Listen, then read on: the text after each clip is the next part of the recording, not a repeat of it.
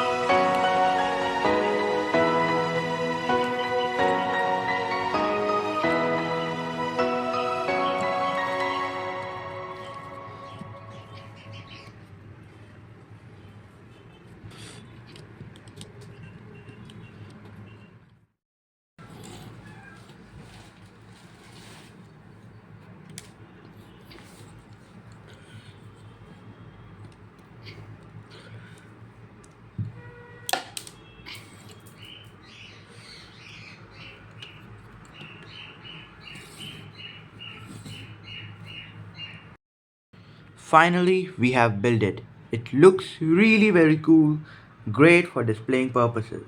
The only problem of this set was that the numbering was not there in the bag, and because of that, when I was building it, I have to open all the three packs, and the instruction manual was giving instruction from any of the three packs. Due to that, it was really very annoying building it, but the overall result looks very good, and it even have a feature of aiming from the gun.